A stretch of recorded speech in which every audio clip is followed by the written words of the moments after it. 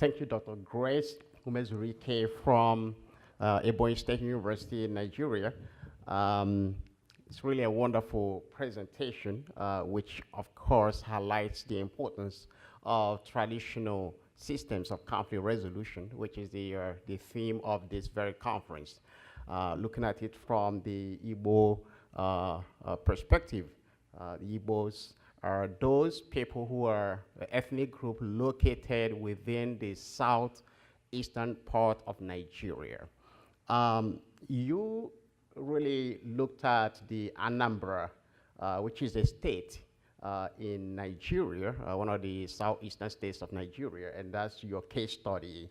And I happened actually to have visited a place called Aguleri, which is also within the Anambra state. I don't know if it's your own area. It happened I was, you know, a member of a religious congregation which was founded in Germany, and I was sent there for a missionary work. And Aguleri has really been in conflict since 1964 with their neighboring community, which is Umuleri, and two of them are from Anambra area. And in 1999, actually 1999 was the climax of that very conflict, and it led to the death of many, many people, two communities that see themselves as brothers and sisters, right?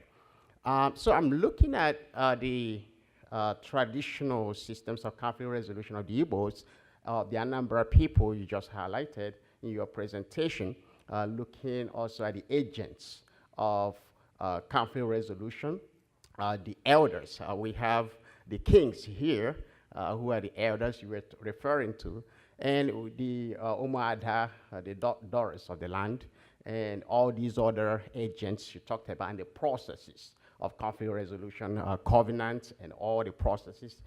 So what are the challenges that these processes of conflict resolution from your community face in Nigeria today? Your conclusion actually says that these processes still remain relevant today, and that colonization, modernization will not really, you know, do not have any impact with respect to their relevance. So what happened in 1999 when Aguleri and Umuleri were fighting, and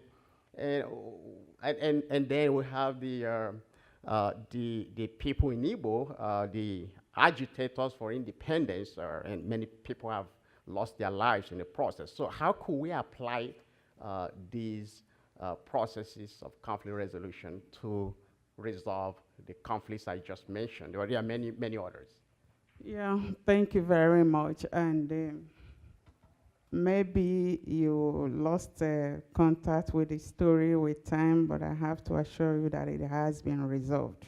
And the greatest challenge they had at that time was that the agents who were supposed to mediate were taking sides. And at that point in time, they were very aggrieved. Nobody wants to surrender.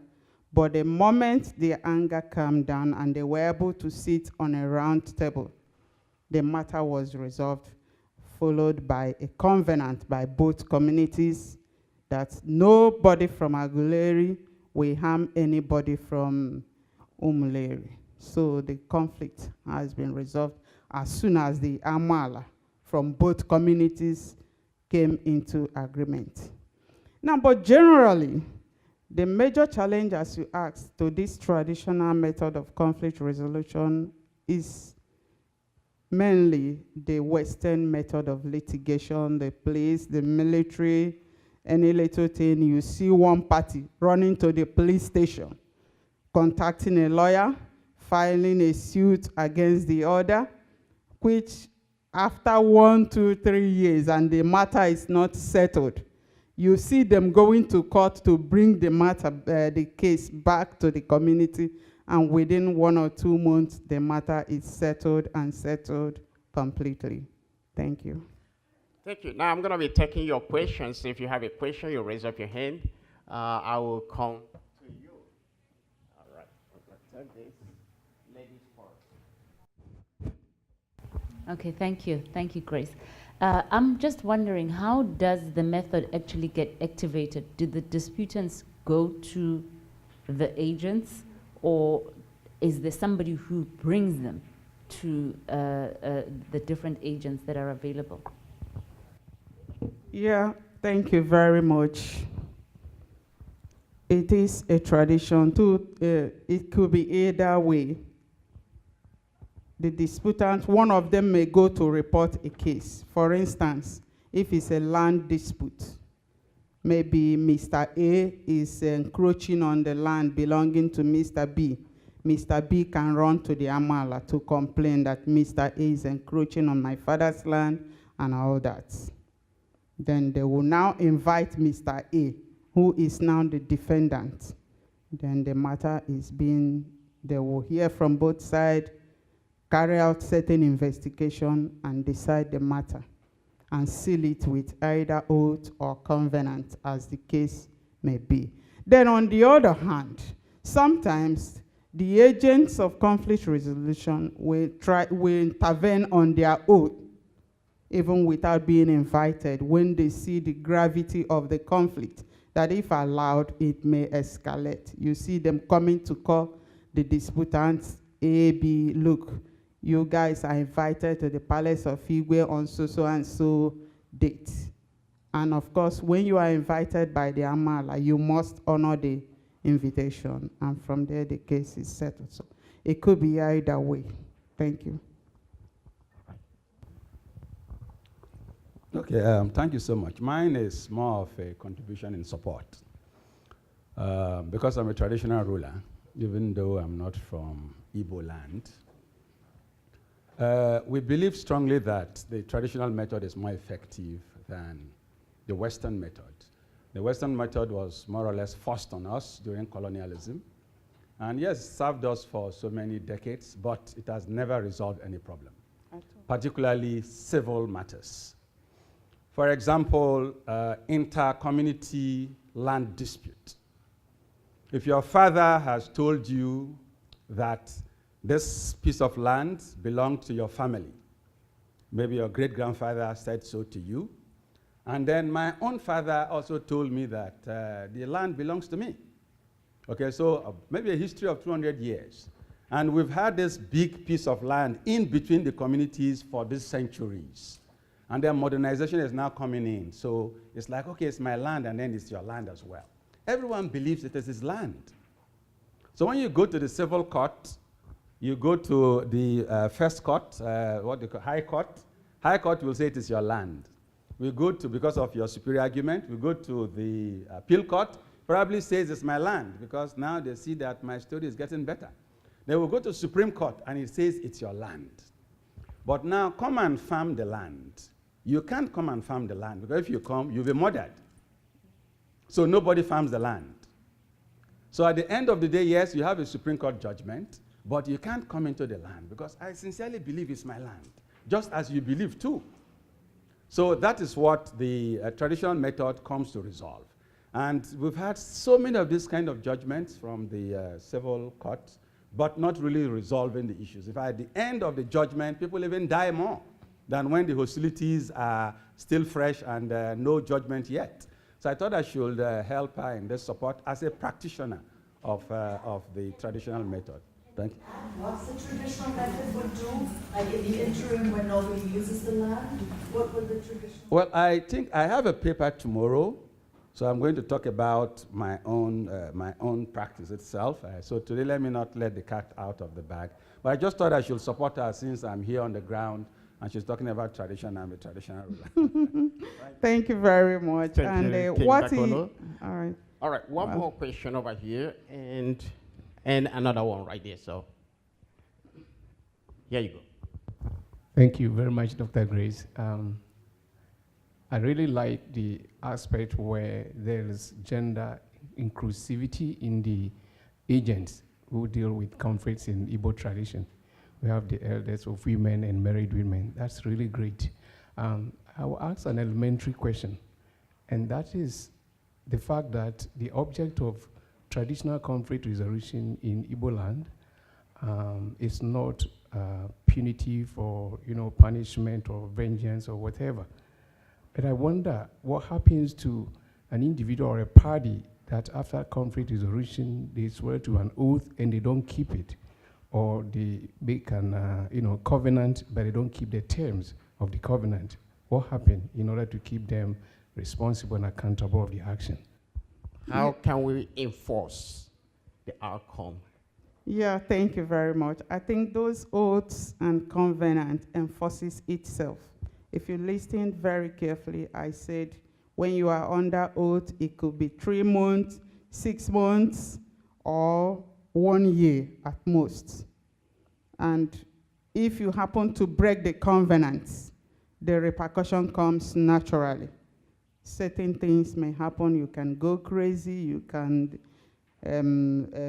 have some strange illness. A person can die. So whether these things are established or not scientifically, the fact remains that in Igbo traditional society, it happens.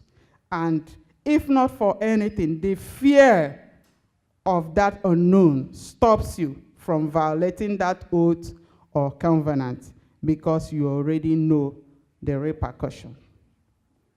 Did I answer your question? Yeah, it's more or less natural. It's more or less natural. There's no agent that enforces it. It's just like morality, which is inbuilt in man. You already know the right, you already know the wrong. So that is it. And being an Igbo child, you are being brought up from childhood to adulthood. You already know these things. Even before you go into oath or covenant, you already know the consequences of violating it. You already know the consequences of swearing an oath falsely. So you dare not. Before you go into a covenant or oath, you must have made up your mind, look, I'm going to abide by the conditions of the covenant. So it's natural. It enforces itself. Thank you. Okay. Dr. Grace, I want to appreciate your presentation. Thank you. Because it comprehensively expresses the Igbo traditional methods of conflict resolution. I come from southern Nigeria, and we know the importance that the Igbo tradition holds to their traditional institution. The same with some other tribes in the region. But I tend to want to ask, because he mentioned the Aguleri conflict, because it was a high-profile conflict then. I tend to want to ask if there are other high-profile conflicts where these traditional methods were applied and some of the successes they achieved. Thank you very much. There are very many, numerous instances of such. Numerous instances. Talking from my own village, there was a time my village and a neighboring village called Oposi, because of land dispute issue, they were engaged in, do I call it a war, because they were killing each other. Police were there, army, and were deployed by the state government, and yet nothing happened. It didn't stop. The only thing the army and the police were able to control was that you don't go in the daylight. But there were killings in the night and all that.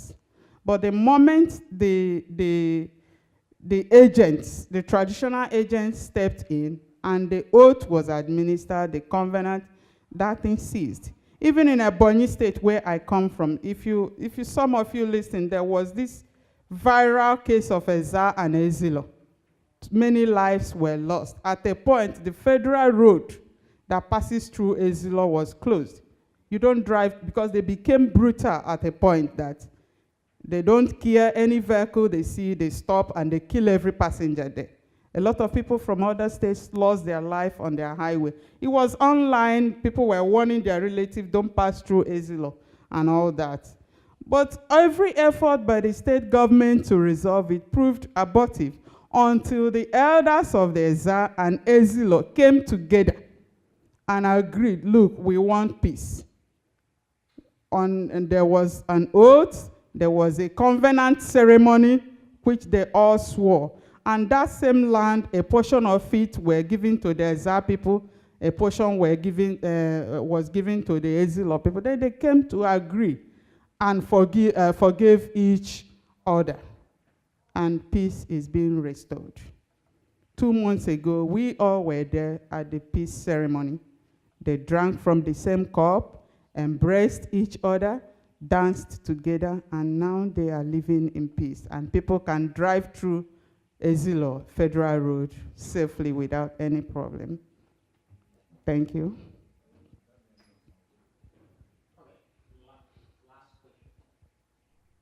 Yes, I don't know whether it's the same issue between Ebonyi. You say you're from Ebonyi State? Yes, I'm from Ebonyi State. I think we've been reading about another crisis between Ebonyi and is it Akwa Ibom? Cross River. Cross River. Yeah. How far has that gone? Because if the hood and other things can do something miraculous, I will appeal that you better apply that because that has been long-standing as well. So I want to hear something from you. Thank you.